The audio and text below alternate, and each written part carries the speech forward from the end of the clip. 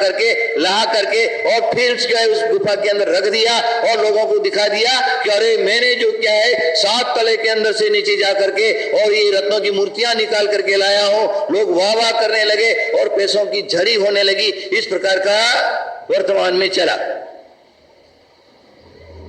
लेकिन वो रत्नों की मूर्तियां पुरानी नहीं है, नवीन मूर्तियां हैं। नई प्रतिष्ठा करके नया मूर्ति उसमें रखी हुई है। ये सांगानेर का यही हाल है। वो सुधा सागर जी जो कर रहे हैं वो ठीक नहीं है। ये जिनेंद्र भगवान का मूर्ति का एक अवर्णवाद है, अपवाद है।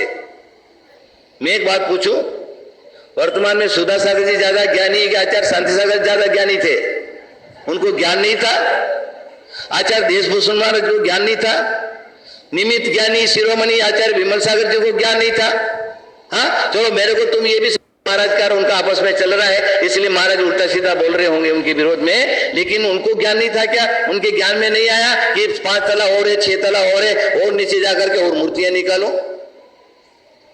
तो विषय इतना ही है कि अभी भी वहां पर पैसा इकट्ठा करने के लिए वही 12 साल उन्होंने क्या कर दिया, दूसरा साधु उस मूर्तियों को नहीं निकाल सके इसलिए संगीन उसके अंदर पैक करवा करके उसके ऊपर से पट लगवा दिया और अभी वापस वही गए हैं और वो फिर वो मूर्तियां निकालने का एक नाटक प्रारंभ है।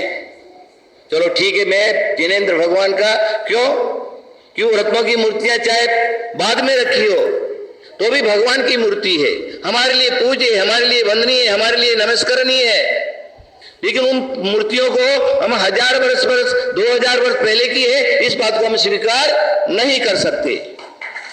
अगर इस बात को हम स्वीकार करेंगे तो हम ये मानेंगे कि आचार्य शांति सागर महाराज को भी ज्ञान नहीं था, देशभूषण जी को भी ज्ञान नहीं था और विमल सागर जी को भी ज्ञान नहीं था। तो वहां का स्वरूप इसी प्रकार का है। बाद में वो सारी मूर्तियां रखी गई हैं और अभी लोगों को बेवकूफ बनाने के लिए वापस उसको निकाल रहे हैं। लेकिन प्राचीन मूर्तियां जितने मैंने बोला उतना ही, और सत्य बात है ये। मैं अकेला उस गुफा के अंदर नहीं गया क्योंकि इतनी मूर्तियां मैं अकेला कैसे उठा के लाता। मैं साथ में मेरे अपने 2 मुनियों को लेके गया, कोटेकन के डॉक्टर महाराज, एक कर्म विजयनंदी महाराज जो भी यहाँ मुक्तागिरी के पास के हैं उनको, और 3 ट्रस्टी मेरे साथ में सांगानेर के मंदिर के, और उनको साथ में लेकर के गया। उनकी मूर्तियों को निकाला और 5 दिन उनको रखा और ले जा करके वापस स्थापना कर दिया।